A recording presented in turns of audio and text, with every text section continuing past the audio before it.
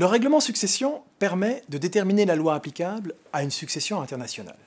Cette loi déclarée applicable peut être celle d'un État membre ou d'un État tiers. Et la loi déclarée applicable peut prévoir des solutions différentes de celles en vigueur au sein de l'État membre chargé de se prononcer sur la liquidation de la succession.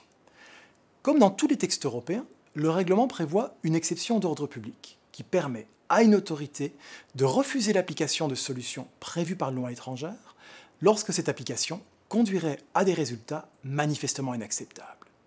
L'exception d'ordre public peut être utilisée soit pour s'opposer à l'application d'une loi, soit pour s'opposer à l'accueil d'un jugement étranger, lorsque les dispositions que ce jugement contient dépassent les limites de ce qui est acceptable.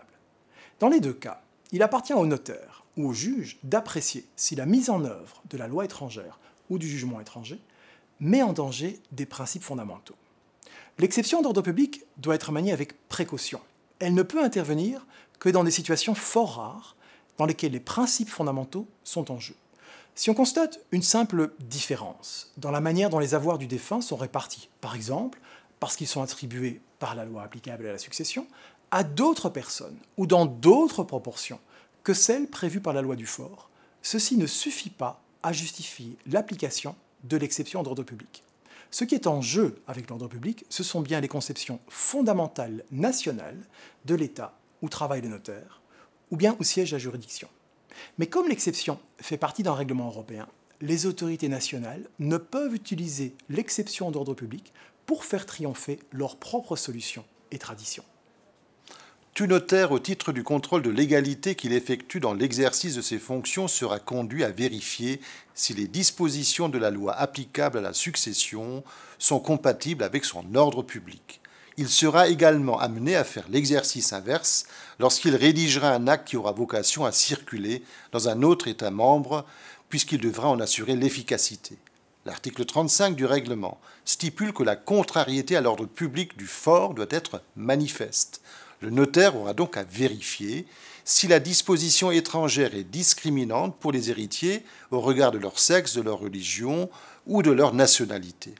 La question de l'ordre public se posera aussi pour la réserve, même si le règlement favorise l'autonomie de la volonté et valide les institutions en matière successorale et plus particulièrement les pactes successoraux. En effet, le règlement n'a pas conservé la proposition de la Commission selon laquelle l'ordre public ne pourrait être opposé à la loi successorale au seul motif que ses modalités concernant la réserve sont différentes de celles de l'état du fort. L'autre sujet qui intéresse tout particulièrement les notaires chargés d'établir des conventions d'anticipation successorale est celui des pactes successoraux qui sont prohibés dans de nombreux États membres. Le règlement contient sur l'article 25 des règles de conflit favorables à la reconnaissance de ceux-ci.